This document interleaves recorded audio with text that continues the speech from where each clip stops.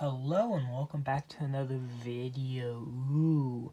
And this is a TV clock radio. Just bask in the quality of the Spartus. AM/FM clock radio, portable mini television. Yeah, this is this isn't very good, is it? Very cheap, isn't it? And this one's not in very good condition at all. And it's not fully working. And almost certainly never will again, for some reason. Now, this thing was absolutely disgusting when I wiped it off, of course. So, first off, this isn't the right antenna. I didn't notice this when I picked it up. But, yeah, that's broken off. This is clearly way too long for this thing. And brilliant, it's way too floppy. As there's whoever replaced this antenna only reinserted one of the washers, and brilliantly enough, this antenna is bent itself. So had to bend that out. So great job, whoever owned this. Apparently, you didn't learn your lesson. We have up front, we have a clock that appears to have either dying LEDs or dying output transistors on the substrate of the clock IC, because, yeah, some of these segments are not as bright as the others, and I can't really see any good reason as to why some of those segments should be more worn out, like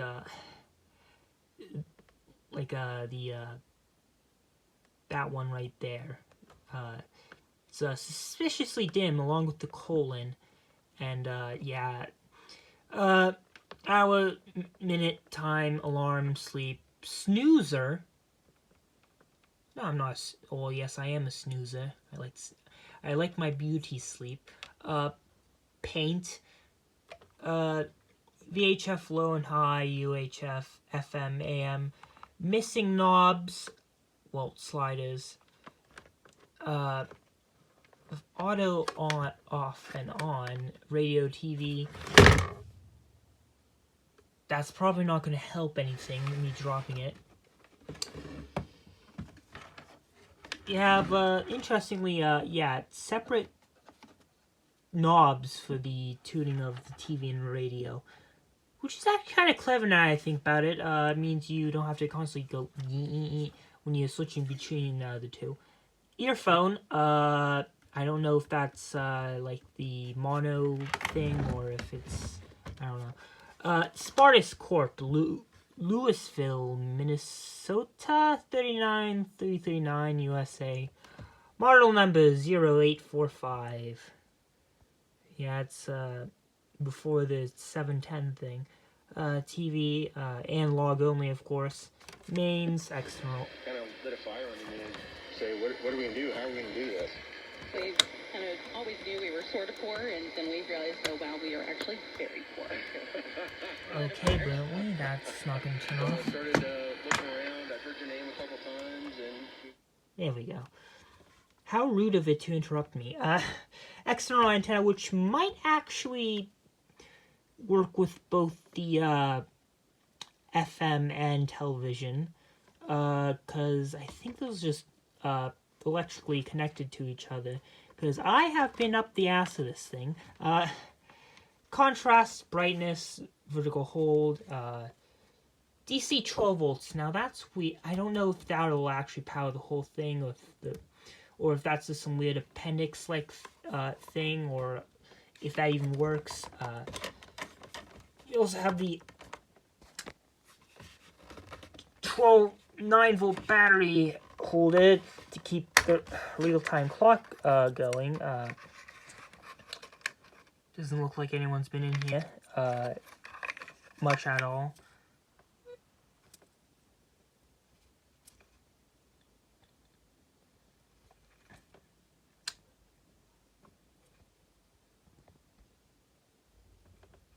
I think it's pretty safe to say that foam's pretty tired. Yeah, I don't think there's anyone's put a 9-volt battery in this thing. Bottom.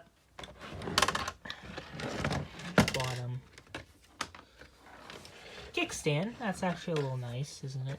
Kickstand.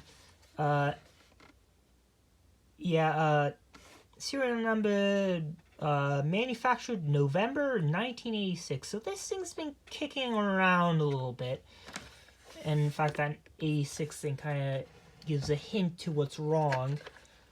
Anything on this? No, is there anything on this side? So,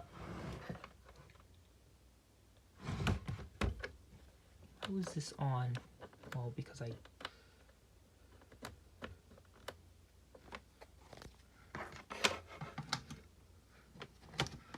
Now, as you could hear, the radio works just fine, and yeah, it's just standard, not really all that sensitive thing. Oh my god. Excellent videography on my part, isn't it?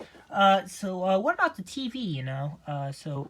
How's it feel to have a famous world?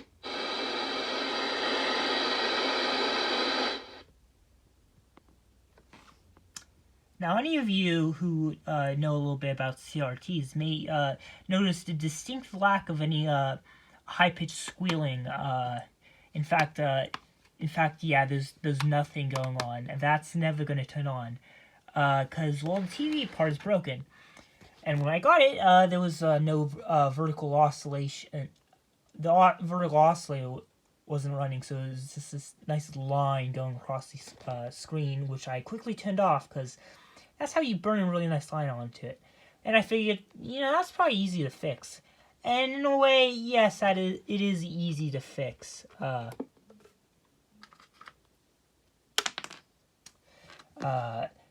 This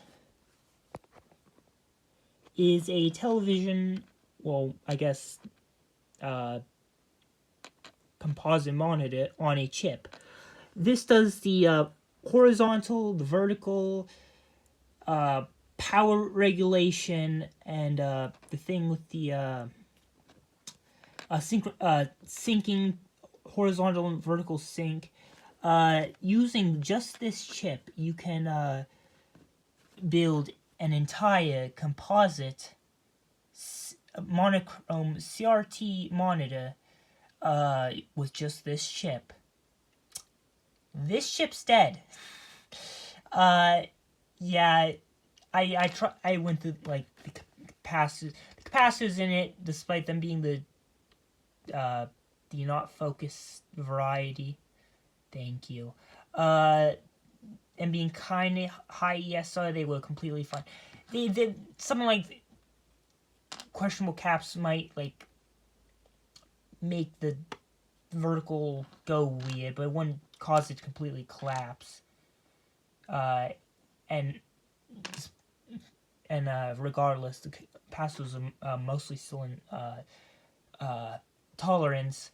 Try going through it, and then just the telltale sign of a bad chip is just weird shit being intermittent. Like, there's also like two VCC pins on here. The vertical and the horizontal oscillator in this chip run off different power line rails for some reason. Honestly, a really dumb design on NEC's part, and yeah, I couldn't. I was just going like, why won't the vertical run? Because like there's like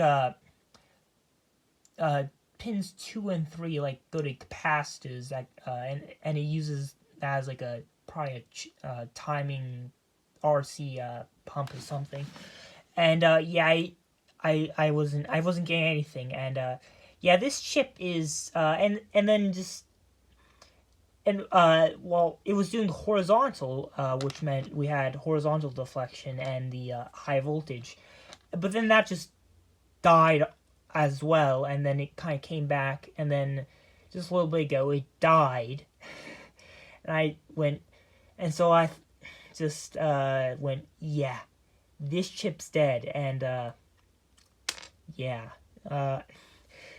Someone must have actually enjoyed this Spartus, because not only is there a chip out of the case right here, and the antenna got replaced at some point, but if you can listen carefully,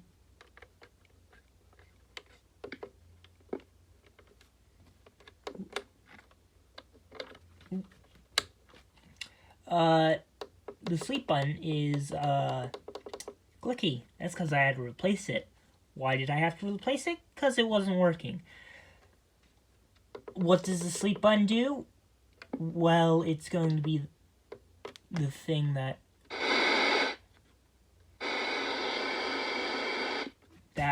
sets the sleep timer,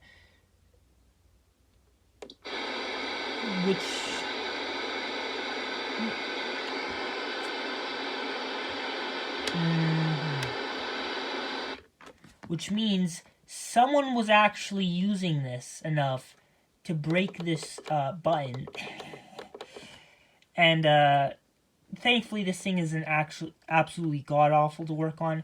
Like, there's actually things can actually be disconnected because there's socket on like connectors and stuff, which is kind of impressive servicing wise for Chinese special like this. I mean, hell, you even have quite a few like proper name brand products from both contemporary time period of this thing and today that are an absolute pain in the ass to service.